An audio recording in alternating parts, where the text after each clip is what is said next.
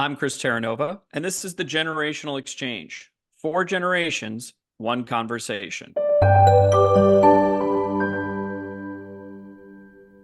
The business world is a tapestry woven from different threads. The experience of seasoned veterans, the tech-savvy energy of the younger generation, and everything in between. In this podcast, we'll unravel those threads, exploring the unique perspectives from panelists in their 30s, 40s, 50s, and 60s on today's business challenges. By bringing together these unique voices, we hope to spark new ideas, bridge the generation gap, and equip listeners with a well-rounded approach to navigating the ever-evolving business landscape. All right, welcome to the podcast. Once again, we have our dynamic panel together representing all of those different ages, starting with the lovely and talented Rhett Suchu representing the 30s. Hello. Good evening, good afternoon, Rhett. Good evening, sir. And representing the 40s, as always, we have Jeremy Davidson, aka the Goat Wrangler. How are you, sir? Well, I was delivering goats at 5 a.m. this morning, so you have to forgive the hat.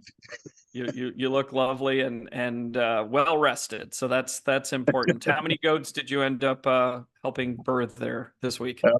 Well, we introduced ourselves to Meatball last week, right? And now right. Meatball has three lovely female cousins. So very nice. Do they have names yet, or are those TBD?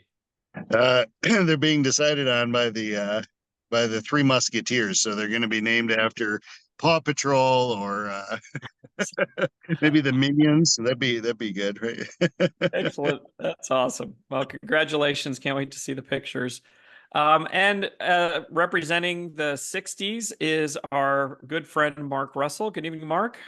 Hello, everyone. And I feel like a slacker because we were only doing a significant alumni fundraiser today for the University of Dayton, and I started at 7 a.m. So I was an hour and a half, 2 hours behind Jeremy.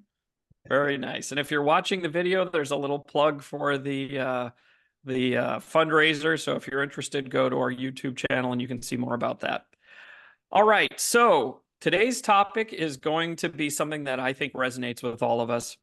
We're going to be talking about looking at our past, exploring some of those moments, revisiting them. We're going to start with 10 years ago, just so we had a point in time. But we want to look back, not with regret, but more with a lens of growth and appreciation.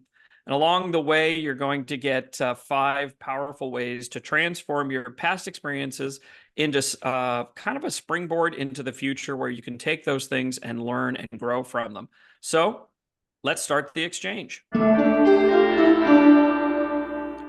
All right, so let's talk about what was happening 10 years ago. Millions of people, including celebrities like Justin Bieber, Bill Gates, Mark Zuckerberg, they were all participating in a little thing called the Ice Bucket Challenge, which raised millions of dollars for charity, and it was associated with ALS. I did not know that, so thank you for that little tidbit. It was also the year that the Guardians of the Galaxy premiered, and the last movie was awesome if you haven't seen it. And it introduced us to Groot, right, which is an amazing character. What's that? I am Groot. There you go. Mark's one and only imitation. Did you know that was Vin Diesel? He was the voice for Groot. Yeah, right. Crazy. Kim Kardashian and Kanye got married in Italy and spent $12 million on that special day. And I think, what were they married like 6 years? So I think they got like $2 million a year out of that. So keep that in mind when you're putting your wedding together. The oldest place on Earth was found at a sheep ranch in Western Australia. The fragment is an ancient crystal, and scientists date it back to around 4.4 billion years ago. At the video for Gangnam Style by Psy reached 2 billion views on YouTube. Still a great song.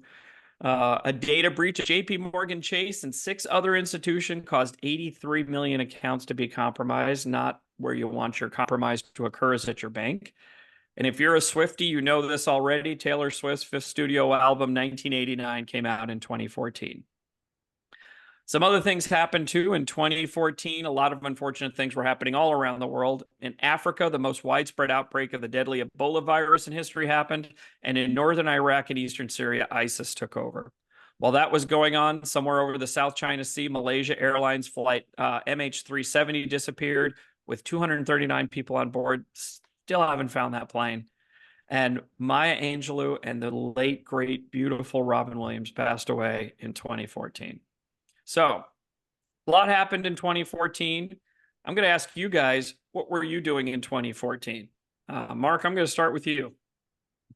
Well, at that time, I still had 3 children, but most of them just had graduated from college. So that was a nice little financial bump. But I was leaving a very large education technology company after 9 years. And I went to an early stage company that was focused on adaptive learning. A bittersweet goodbye to many colleagues, such as yourself, Chris, and close allies, mixed with the excitement of new adventures. And during that transition, I also moved from management into being an individual contributor.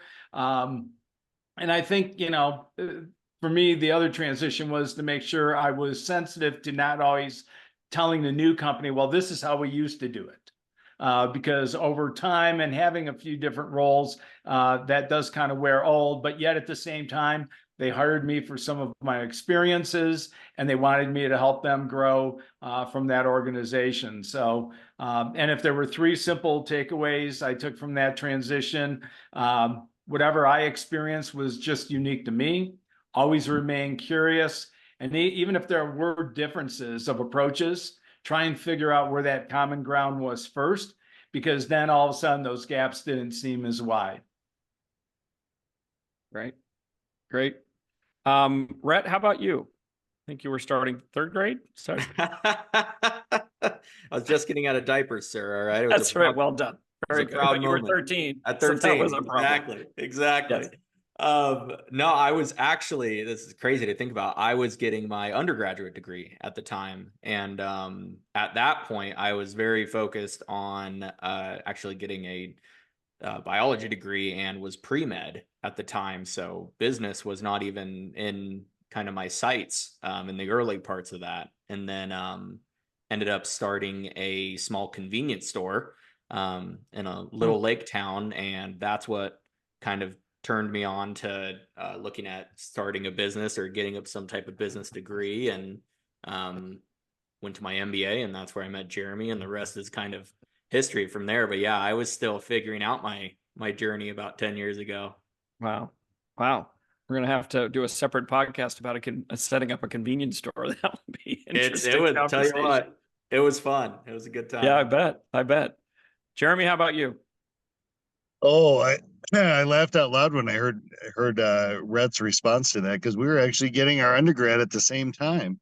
So I had about 12, 14 years worth of work experience under my belt. Had been traveling around the country, working with some of the country's largest school districts, and the small little startup that I had been with got acquired by this 25,000 employee international conglomerate, and their focus was always learning. And when I look back at 2014, that was the always learning year. I was wrapping up my undergraduate. I had gone back kind of late in life. We had a big push, so we did our PMPs that year, our CSM 1, 2, and 3 customer success manager certifications, ITIL, ITSM. I was kind of listing out what we did in 2014. My brain almost exploded. How in the world did we get that many that many learning opportunities into 1 year? But it was neat to look back on that, and wrapping up my undergrad degree, I guess my big dilemma at the time was, do I switch careers? I had gone back, Mark, I laughed earlier when you mentioned this. I didn't realize we both had the same undergrad degree in criminal justice. And Oh, wow.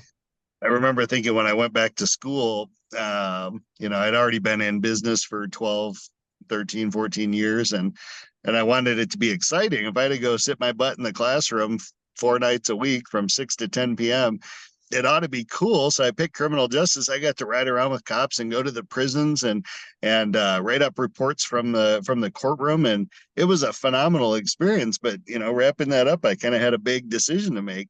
Do I stay with business? I loved it. Loved traveling around, working with the schools, or, do I look at potentially moving into criminal justice? Because I love the program. I got my degree finally. So it was an interesting year for sure. How about Wow. you? Yeah, you just reminded me about the CSM 123 and the ITIL. I forgot all about those.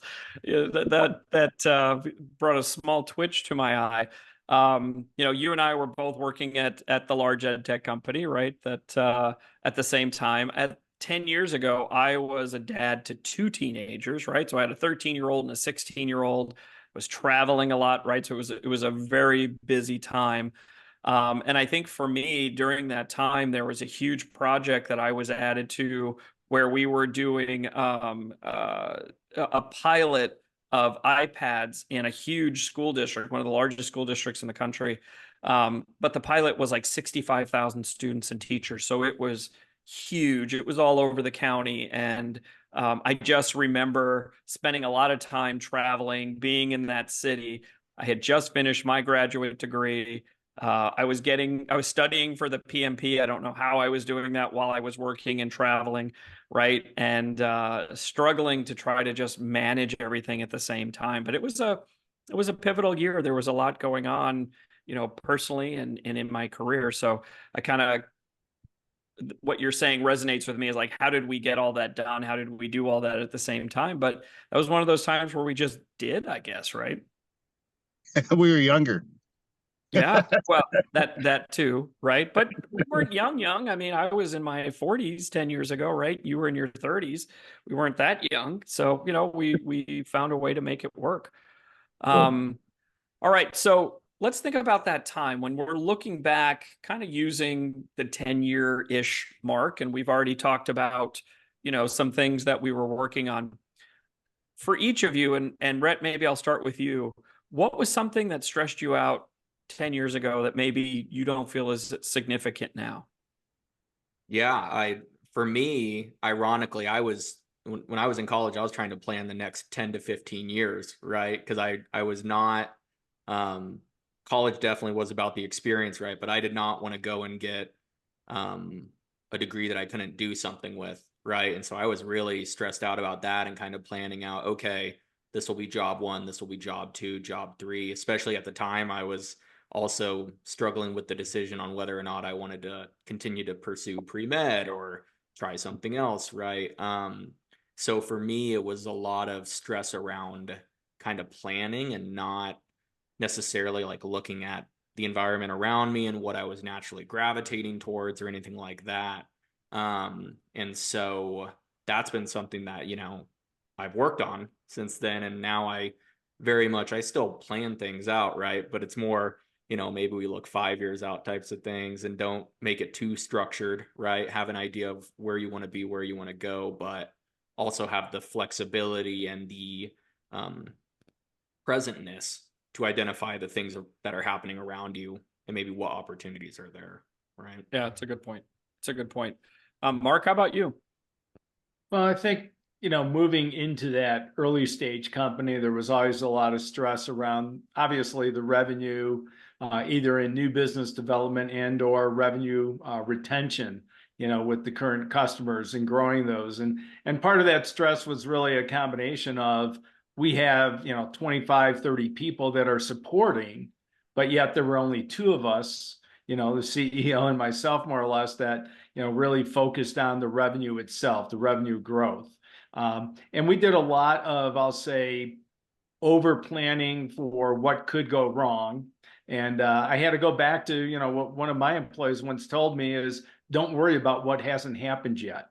And even though, again, that organization didn't make it, it still made an impact. And, you look back now and say, well, gee, what we were doing 10, 12 years ago in that adaptive learning space has really flourished. So I think that's always, one of those elements that, looking back, could we have really convinced the investor community that it was going to take another 7 to 8 to 10 years to really mature? From that. So, but again, I think, to Red's point, sometimes 10-year planning, while that's a thing of the past, anything between 3 and 5 years now is referred to as long-term planning.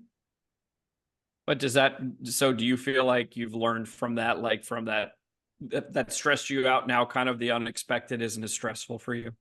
Correct. Yeah, that's really focused on, your adaptability and being able to make sure that there's a lot of, I'll say research to be done, not analysis paralysis, but make sure you have a lot of background information so you can present a much stronger, case. Right. Yeah. I would say for me, being transparent, I think when I was thinking about that time, my biggest fear maybe that was causing me stress was fear of failure and not being liked or not being seen as likable, I guess. I was so focused on trying to work hard and, get along, go along to get along, that, frankly, sometimes I did things that I didn't agree with. I a lot of times worked way harder than everybody else. And I missed out on, opportunities that I could have spent time with my family and friends. And when I look back at that, the things that were causing me to miss those opportunities, the things that were causing me to be stressed, those fears, they were really unfounded. And again, when we talk about generational, I was in my 40s. And I was, if you haven't listened yet, listen to the imposter syndrome episode, but I was dealing with that and it was causing me a lot of stress. Now, 10 years later, I feel very much more comfortable. I'm a lot less worried about those things, right? So those things have changed for me. They're much less insignificant. Okay, another question for you guys. Did any of you take a risk 10 years ago that surprised you with a positive outcome, right? We're talking about some negative things or negative connotations or challenges.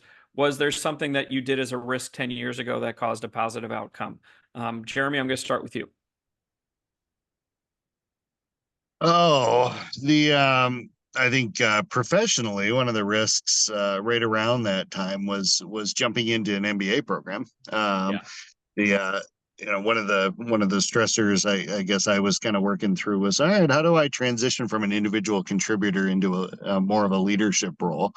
Having made the decision to stay in ed tech, stay in business, versus making that career change to criminal justice, just couldn't afford it. Love the criminal justice people out there. But okay, if we're going to stay in business, then what's the next step? So decided to get involved in an MBA program, went to Boise State. It was a phenomenal program, big focus around entrepreneurship. I absolutely loved it.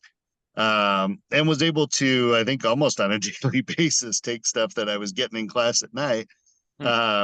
And Chris was my boss at the time. Bring it back to Chris and say, "Hey, guess what I learned? We were doing supply chain management last night, and I figured out how to take the seasonally adjusted regression model and apply it to our support team." And for me, that was kind of an aha moment, right? All of a sudden, what I was learning in real time was applicable back into the work environment. And anybody that's doing any kind of ongoing professional development, whether it's college, whether it's certification programs, take that and apply it. Figure out a way to apply it to your professional life and get some visibility around it. Like, I was fortunate; I had a manager I could go to and say, be super excited and be like, "Hey, look what I came up with," right? And he took it and he showed it to other people, and that. I understand that was a luxury that not everybody has. I feel extremely fortunate for that. Personally, I guess our big risk about that time frame was, we packed everybody up, sold the house, bought an RV, and moved into the middle of nowhere and started building a house. We bought a hammer and bought a nails, and I still remember the day we got up and running. We had water and we had solar power and a place to live in. And I called Chris up and said, "Hey, great news. I don't need to work anymore. I want to work, but I don't have any bills anymore." And for me, that took a lot of risk out of what I do professionally, right? Because then all of a sudden it wasn't about, oh my gosh, I've got to pay the mortgage. I've got to be able to take care of the family in the house. I had a younger family than you did at the time, but still a major stressor is what happens if, and for me, taking that out of the equation where it wasn't a have to, you don't have to get up and go every morning. You don't have to do this to be able to support your family and your loved ones. It made a difference for me professionally, because then I was looking at things that I wanted to do. Um, Right. I like working with startups, that ever changing, ever evolving, but there's some risk there, right? I mean, we found that out, right? I'm actively searching for career opportunities right now because there was some risk with the startup, but Right. Right. uh, making some of those decisions, 10 years ago, that impacted our ability to take some risks and not be in in the boiling pot, so to speak, now, 10 years later when some of that risk comes through. So you live and you learn and you make decisions, and some work out, some don't, but that was a phenomenal one for us. Yeah, but what a transformation, right? Both for your career, because you did get your master's degree, right? And you were working and building a house and everything at the same time, right? And I remember those days. Jeremy and I think for a decade, we talked almost every day for like an hour after work, and it would kind of blend together between personal and business and school and everything else. And I remember, just the way you described it, you had that enthusiasm and it made me excited, right? And I wanted to take what you were learning and reapply to what we were doing. So it was kind of a full circle moment. And I remember when you sold your house, you had shown me your house, and then you were like, I'm going to move out into the middle of nowhere. And I'm thinking, this is not going to last. And here you are 10 years later, birthing goats and, raising chickens. And I think it's awesome because you did something that you were really passionate about, right? But you had to take that risk. You had to step off the cliff and do it. And you've learned a great deal and stumbled along the way, but you've learned, how to be a real true homesteader. It's amazing. By the way, if you're interested in that, I keep telling Jeremy he's got to start his own like YouTube channel or something with him birthing goats and all that stuff. I think it would be an amazing watch, but put in your comments if you're interested there. Red, I think you also kind of switched degree channels as well around the same Yeah. time. Yeah, I kind of narrowed it down to two major decisions that I made. One was I actually transferred 2 years into my undergrad to my second choice at the time. And so for me, at least, that was a huge risk because, I had already built up a base of colleagues and knew all the professors and kind of had my path drawn out right and all these things. And there was just something else that I wanted to do. And, at the end of it all, I want to hopefully regret some of the mistakes I've made from trying to do something and failing than maybe being afraid to try it. So I went ahead and transferred and made that decision. And I mean, it worked out great. I have got a fantastic group of friends from there, still was able to get my degree.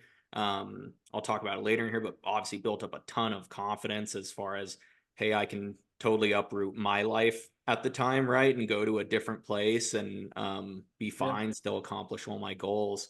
So that was kind of part one, right? And then part two, and I want to echo Jeremy with big shout out to the Boise State MBA programs. They're amazing. So Go Broncos. Go Broncos, baby. Football season's coming quick. I'm excited. So Very excited. maybe talking about that. But the second choice there was right. Okay, well, you just got a science degree. What are you going to do? I think I'm going to go to business school. Great. All right. Cool. So then I had to make the kind of connection there and figure out, all right, well, how are you going to use all this science knowledge and training and thought process, right, within the business world? How are you going to use it to connect to certain people still, maybe get more involved with tech businesses, medical businesses, things like that? How can you approach problems from a different angle for maybe people who have done an undergrad in business? How can you be an asset to that type of company? I had to kind of think through all those decisions as I was deciding to essentially not use my degree in the way that you're normally supposed to. I wasn't going to a lab. I'd caught a bug for trying business. And so, or at least not going to a lab in the general way, using pipettes and everything. So, those were the two big ones for me. And, yeah, both of those risks turned out to be really good outcomes. That's great. And, clearly you've done well in the business world, right? So there was no wrong path. It was Right. just different than you started with. But you had to, again, kind of that through line here is that you took a risk. You had to change gears, and that was scary, and you had to be brave, and you did it, right? So Right. wouldn't be having you on the podcast if you hadn't. So I'm glad you did. Oh, thanks. All right. Let's keep moving.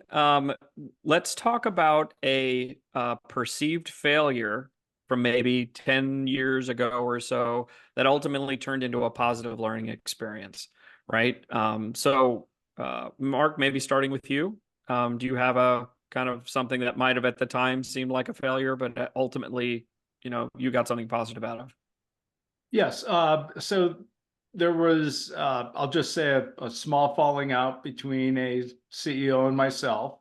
And part of it is I believed in transparency and candor, with our clients, knowing what our limitations would be as an organization, either for investment, software development, et cetera, et cetera.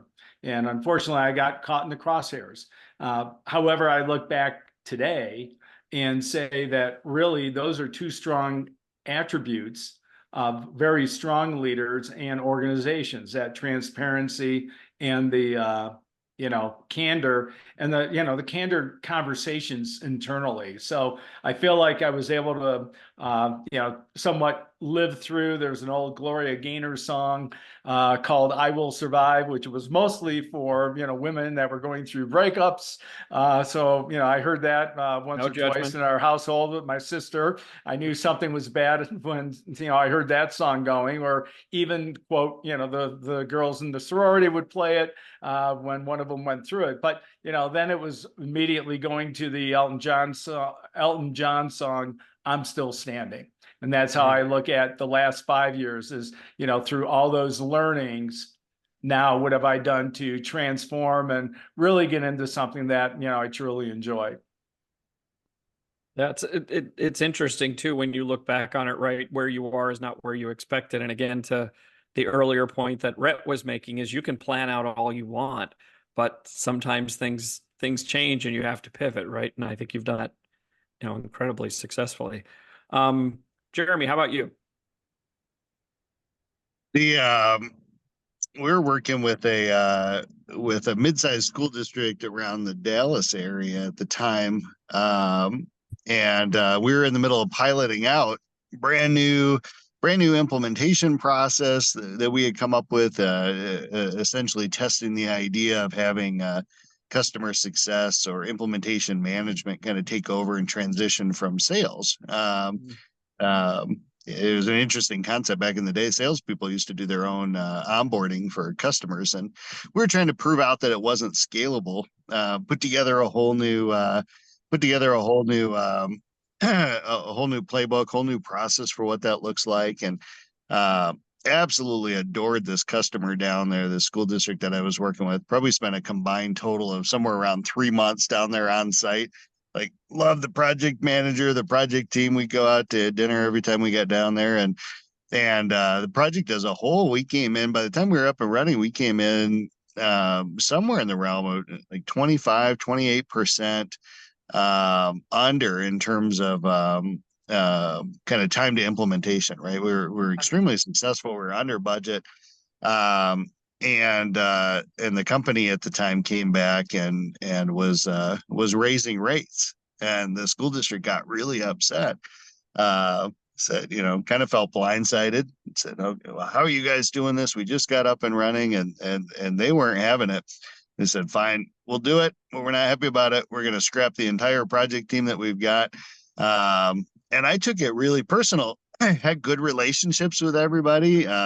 Again, the really successful implementation. And I remember thinking at the time, well, shit, they just asked my boss and my boss's boss to have the project team that I was heading up removed. And it was a knee-jerk reaction from the district to kind of hopefully get what they wanted. But for me, I took it really hard. I still remember I walked out the door.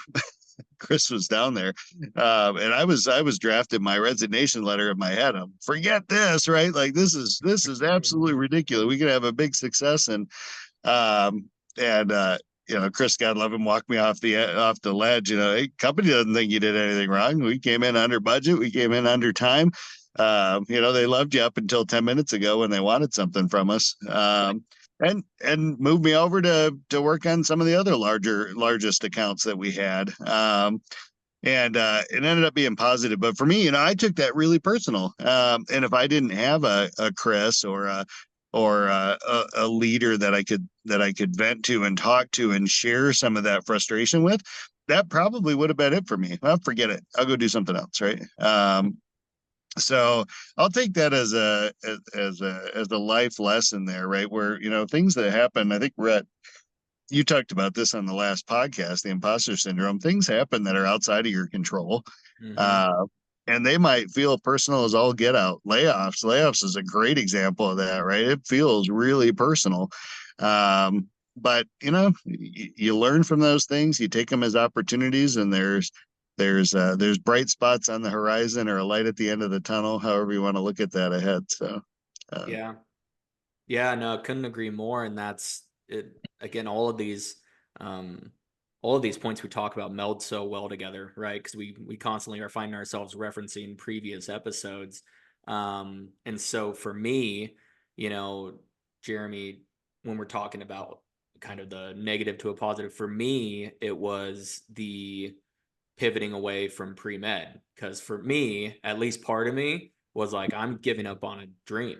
A small part sure. of me, admittedly, but I was like, hey, I'm giving up on something that I've wanted for 10 years or whatever, right? Since hitting high school. It's like, oh, you want to be a doctor. That's what you want to be. That's what you want to be. And all of a sudden it's, do I? Am I 100% sure that I want to spend the next 12 years in school to be a doctor? Because if I'm not, I should probably change now. And so for me, a part of that did, in the beginning feel like a failure because you're all of a sudden you're on a new campus and you're like, what in the world am I doing? Like what did I just do? I had this all set up. If I just would have stayed on that road, I would have been fine. But like we're seeing here, you can be on that road and then all of a sudden a trench can be drawn out in front of you, right? Now the road's not clear anymore. So best laid plans. But for me, it turned into a really big success in all the things I've been able to do and accomplish. I was able to go and work in Taiwan and working internationally. I probably never would have done unless I, did a Doctors Without Borders or something like that. So, I mean, it's opened so many incredible doors to essentially, fail at something in my mind, at least to a degree, to be able to succeed at something else. It is interesting how it all ties together, though, isn't it? Yeah. Yeah. Quickly for me, if I go back again to that program that I was working on with the iPads, ultimately it was canceled. It was not seen as successful in the district's eyes, and being a part of that initially, I felt like I had failed as well. But when I look back on that time now, I learned so much through that process, through those challenges, how to deal with difficult personalities. And there were a ton of difficult personalities at the district, within the company. It was a lot, people in the classrooms. But I learned how to navigate that, how to balance, right? I had to learn about technology. I used to call myself the accidental technologist because I had to learn how iPad software works and all of these things that I didn't know anything about, but I had to learn.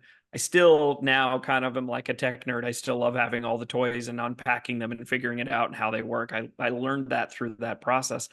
And then, the last thing I would say is that I think I found a strength that I didn't know I had. There was some really challenging moments where you weren't sure you could get through it, but you did, right? And as I look back on that time, even, past that, I built a strength that I still lean on today, through something that initially did not seem like it was successful, but I gleaned a lot of information and learned a lot of strength, through that process. So I think, again, when we talk about through lines, I think we all learned something and turned it into something else. All right. One of my favorite Go interview ahead, Mark. I'm sorry. questions. One of Yeah. my favorite interview questions I ask is, share with me a successful failure. That comes from a movie back in the probably early to mid 90s called Apollo 13. And at the end of that mission, because they never made it to the moon, but they successfully got back to Earth, that is what that mission was known. So I love getting insights from people about a successful failure. That's great.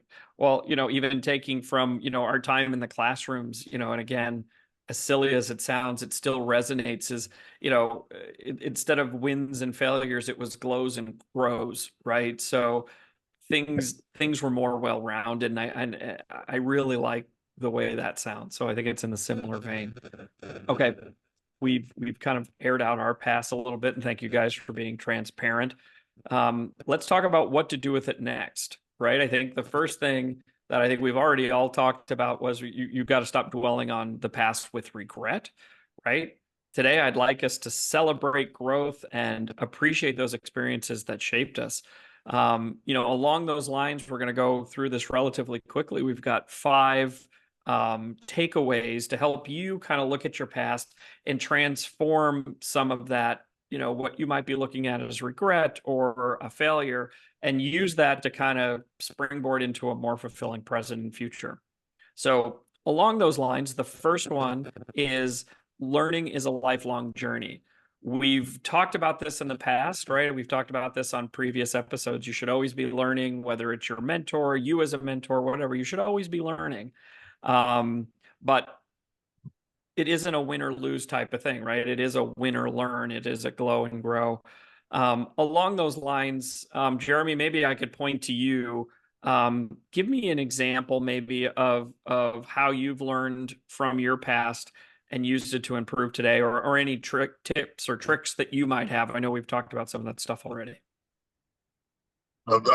I'll try to answer this one without giving you too big of a head, but I've had the opportunity over the last 20 some odd years to work with an awful lot of bosses, right? And I've had some phenomenal leadership, and I've had some real challenges over time. And I think I mentioned earlier one of my goals 10 years ago with the continuing education and some of the certifications was, how do I get into a manager position? And far and away, the highlight of my career to date has been being able to have done that, right? To move into a leadership role, to have a team, to grow a team. We grew a phenomenal team, right? 11 to 500 and some odd folks over 4 Yeah, it years. was almost 600 people. Yeah, it was a lot. And that was a once in a lifetime experience that I get to be a part of that kind of growth, right? A company that's 10xing over 4 years.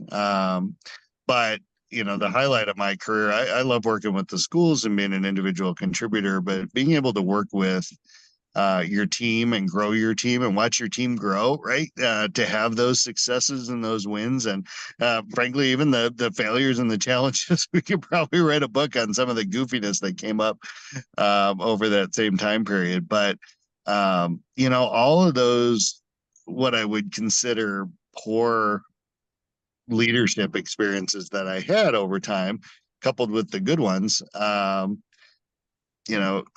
of feed into how, what my leadership style is today, right? Because I want to emulate and provide that manager experience to somebody that's newer in their career, earlier in their career, that I wish I had, or that I actually did get, through some of my leaders, over time. And so that's kind of how I channel that. Like I absolutely love that role and that responsibility of being over a team and kind of guiding that direction and that career growth and career trajectory for some folks. And I want to be that manager, that leader that I always wanted, and in some cases got in my life. So I see all the pinging going on here. We're just checking on my microphone. Keep going. Oh, I got you. So I know that's a major takeaway for me, right? Over the course of a career, right? What were the things that resonated with me? What were the things that really put me off, and maybe second guess? Do I want to be in a leadership role? And kind of coupling those together in terms of what kind of leadership style do I want to have? What kind of impact do I want to have on those people? And it's honestly, it's been the highlight of my professional career, getting to be in that type of a role. So we'll give all the credit to the phenomenal managers that I had in the past, Chris and Mark and we called Jacob out on the last one. I don't want to call him out again, but Right. and the bad ones, because they taught me what not to do, and are still teaching me what not to do. Yeah, 100%. But that's part of that lifelong journey, right? That's how you keep growing and you keep learning. You didn't stop at some point and say, I'm here, I'm done, right? I don't need to learn anything else. You take in all those things from other people. Yeah. Jeremy, it's funny when you mention that, not to tailspin us too much, right? But that decision to become a people manager rather than an individual contributor, it is a very well, gosh, we should probably have that be one of our topics for later, gents, actually, kidding. because it's a big switch to the mindset and the protecting people in your team, and it's a whole different beast. But if you love it, it can bring you a ton of joy. But anyways, not to not to tail us too much there. For me, the examples that I learned from are some of the ones that I've already mentioned previously, but this is kind of within that 10-year span, right? But transferring universities, for me, that proved that I could handle major change and keep moving forward and still accomplish the goals, so be able to take those risks and those big steps and be just fine. Opening and running a convenience store to allow me to kind of pivot from my previous path, right? So for me, that was be ready to pivot and pursue the best option that you currently have, right? Kind of echoing back to that, don't necessarily try to plan out 10 years and miss the door that's open right in front of you. And then, the MBA, allowed me to combine kind of my science undergrad with business practices and tools that allowed me to tackle all these problems from different angles and with different strategies, which for me, taught me, hey, you have the skills that you need. Now you just have to figure out how to apply and use them. Right. So for me, that's kind of what I took from those experiences. Oh, that's great. I think, like I said, I think it is interesting that we all kind of have similar through lines. All right. So the first one was, lifelong learning. Second one is reframing the past, moving from regret to appreciation, right? As we've talked about on previous episodes, regret can be paralyzing. It keeps you stuck in the past, whereas appreciation allows you to see the past kind of as a way to grow, and you can use those lessons to become a better version of yourself. Difficult past experiences can make you stronger and more adaptable. Appreciation helps you acknowledge this resilience, and it builds confidence to face future challenges. So, Mark, I'm going to turn to you on this one. How do you do that? Do you have any examples or anything like that where you've kind of turned regret into appreciation, or maybe vice versa? Yeah. And it's interesting because the author, Daniel Pink, who's written quite a few books, including To Sell is Human, he actually recently did a TED Talk and said that a certain level of regret does become a learning experience and or a motivator. Did I regret not asking, for that raise or for that new promotion? So it's interesting, his little spin on it. But just today I was speaking with a fellow colleague of ours, Chris, and we talked about the experiences of technical challenges and systems going down and distributed denials of service. And when you had to create those war rooms and how painful it was, especially for the technologists trying to figure out how to get us out of it. But yet at the same time, it built great team camaraderie, great respect for people and the roles that they were doing. So, if anything, it made us stronger and more prepared for the next challenges. Right. Now, certainly those challenges had something completely new thrown at you, but you could always rely back on those experiences to say, you know what, guys, may take a little bit. And, my role was to talk to our customers and say, even though, we're looking through 110 different things, wouldn't it be wonderful if we knew it was item number 83 that needed to be fixed? But unfortunately, sometimes you have to go in a linear fashion. And for the technologists, it taught them how to be thorough, how to make sure that they were dotting the I's, crossing the T's, or crossing the T's, getting all those things, or the trees. But, literally, that's where those learning experiences really gave you, those positive momentums moving forward versus oh shoot, someone missed this, and I'm gonna just hang it over my head for the next 6 months. So Right. Right. Jeremy or Red, I'll open it up to either one of you. Do you guys have anything to add on that?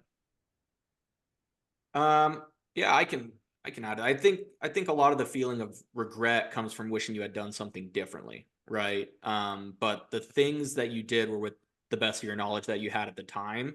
And there are things right now that you're doing that in 10 years you're going to look back at and be like, I probably should have done that differently, right? Or you may do that.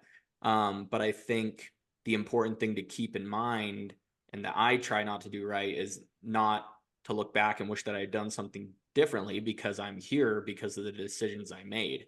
So I always try to focus on not looking back at what I could have done, and more focusing on, okay, what are the decisions I want to make right now with the best knowledge that I have. That's good. That's good. And I think that's a simple one too, right? You almost have to get yourself in that habit. All right, moving on to the third one, the value of mistakes. A lot of times we view mistakes as setbacks, but they can also be powerful opportunities for growth. If you analyze what went wrong without looking at it through a negative lens, you might find some valuable insights that can help you improve your skills, make better decisions, and avoid repeating the same errors in the future. Jeremy, what are some tools that you use maybe to kind of get the value out of the mistakes, that glow and grow type of thing, the live and learn, win or learn? How do you get something out of that? I think in current practice today, try to build teams with a culture of being accepting of mistakes, right? We try to build teams with a mindset that, one, everybody's trying to tackle problems from the same good place, right? It's either on behalf of the company or on behalf of the customer. It's coming from a good place. It may not have been the best decision. It may not have been the best choice. It may not have been the new process. Maybe it didn't work out. But it was designed with the best intentions, right? And I think if you can cultivate a culture like that, you're able to have people on your team that are willing to take risks, that are willing to raise their hand and say, put me in to this new process that we're doing, even though I've never done it before, because I know, even if it doesn't work out with 100% success, it's going to be okay, right? You've got a certain comfort level, I think, within your team or your group, or, God forbid, you actually work for a company where that's a company-wide culture. Wouldn't that be phenomenal? But that's how innovation happens. That's how you get the next brilliant idea. And I know we've talked about it before, right? Like, me stepping into a team lead role or a director role, I should not be the smartest person in the room, right? Like, I've got phenomenal people that are working on my team, from my managers that work underneath me to their individual contributors that are seeing stuff in real time on a day-to-day basis. Bring that stuff up. And I think if you can cultivate an environment where it's okay to make a mistake, if it's coming from a good place, that's okay. That's what's going to give you your growth and your innovation and your blue ocean new idea on something that you can do for a team. So I don't know, it's kind of my knee-jerk reaction on how to incorporate that into your day-to-day work environment is hopefully you're in an environment where it's okay to make a mistake, because that's what's going to let you shine eventually. Yeah, I think if you're not, then you should take a look at that culture, right? I mean, we've all worked in cultures that mistakes were not always fostered or used as an opportunity to grow. Now, you can't just keep failing at your job, but there's a difference between having an occasional mistake and not doing your job, right? So let's keep those separate. But I think that is part of looking at things as a culture too. It's a great point. All right, let's move on to the last one. The last one is continuous improvement. In this world that we live in, there is constant change. And continuous improvement can foster adaptability. You can learn to embrace new challenges, adjust to evolving situations, and readily adopt innovative approaches. And that's something I think, again, when we talk about through lines, we've talked about that through all this. We've all had to adapt. We've all had to learn. And I think as we've gotten older, right, and more mature in our careers, and it doesn't matter where we are, we've all learned to kind of roll with that. And I think that makes you a well-rounded employee, father, friend, everything, if you're adaptable. Mark, from that perspective, do you have any thoughts on continuous improvement? Yes, I think, anytime you use and you want to set up goals, right, for those improvements, and it's kind of that continuous cycle. I try and always still use the SMART goals, right? It's the old acronym of specific, measurable, achievable, relevant, time-based. I also try and leverage my internal board of directors as to here are some goals, and what I want to achieve in the next 6 months versus the next 2 years. From that perspective. So always trying to get that level of feedback as well. That's a good one. Rhett, do you have anything on that one? Yeah, I mean, mine is always try to set goals that are challenging and don't always feel comfortable, right? My kind of feeling that I'm looking for is sometimes that that feeling of, all right, I may be in deeper water than I thought. You don't want that feeling all the time, right? But you want to be setting challenging goals for you and your team that help you guys grow. So that's one of my key look fors. No, I think that's great. Jeremy, any last word on that one? Nah, if you're not growing, if you're not innovating, you're stagnant, right? You're behind already. There's always opportunities to improve processes, improve revenue, improve client outcomes, right? There's always areas for improvement. So, you know, I mentioned earlier, I really like that startup environment where things are always changing. It scared the heck out of me to step into a job where things were always the way they've always been done that way. But if you happen to be in a role like that, hopefully you're in a culture where you can take some risks, because even cultures like that, where this is the way it's always been done, it might just take one person raising their hand and say, what if we did X? Right. I remember a Myers, it's like a Walmart in Michigan. One of the janitors raised their hand one day and said, hey, can we turn half the lights off at night? We might save some electricity. And he saved the company X number of $1 million a year with that raising his hand. And God love Meyer, they cut the poor man a check for a percentage of the money that he saved the company. Like What? that's cool, right? I was Wow. just about to ask that, actually. That's incredible. Wow. Sounds like a great place. And one of the quick things that I learned from the three of you, being more on an operational side for the first time in my career, you sometimes do have to wait and see how things play out. What are those trends that you're now seeing? I think in a lot of cases, people will look at something, will implement something, and 2 months later, everyone wants to, the proverbial throw the baby out with the bathwater, right? Oh, this isn't working. Well, let's continue. Again, don't go too long, but give it enough time to see, okay, where is it working? Where isn't it working? Where can we make, some of those improvements, from that? And so I think that's the other thing is you just have to be open to those changes, but don't immediately have the knee-jerk reaction. I think it's a great point. It does say that there is opportunity to learn if you don't knee jerk, right? If you kind of take that in, and again, it goes back to environment, which we'll be talking about in future episodes. Is the culture that you work in allows you to grow a lot easier when there's room to do it, right? So great discussion on all those. Just a quick summary, right? As we've talked about today, all of us have a past. Some of it's great, some of it's not so much great, right?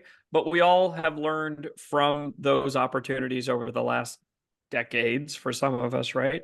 But real quick, to summarize our 5 tips: learning is a lifelong journey, number 1. Number 2, work on reframing the past from regret to appreciation. Number 3, understand the value of mistakes. Number 4, don't be afraid to embrace the unknown. And number 5, we should all always be striving for continuous improvement, right? So any final words, gentlemen, before we wrap up the episode? Another great discussion as always. Great summary. Yeah, no, that was a great summary. I'd probably just say for those of you listening, if you feel like you're at a point in your life where maybe you think you didn't make the right decision or something like that, right? Try and do some analysis. Figure out if there's a door in front of you that you haven't tried opening yet. Pivoting isn't always as easy as it comes, but we have faith in you, and we're here to support you as well. So So that's what I'd say. Yeah, but taking that risk pays off, right? Yep. All right. You'll ahead, grow Jeremy. from it, and you'll grow from it, and as Chris said, you'll end up glowing. Right? Is that what Yeah, it was? right. That's right. All right. Great discussion, guys. Always appreciate it. For everybody listening, thank you for joining us on this episode of the Generational Exchange. We hope the conversation between these generations sparked some new ideas and helped you see the business world from fresh perspectives. Don't forget to subscribe to our podcast for more insightful discussions across the generations. And if you have a burning question or a topic you'd like us to discuss, leave us a comment or shoot us an email at cmsrconsulting@gmail.com. Until next week, from all of us here at the Generational Exchange, thanks for listening and happy learning.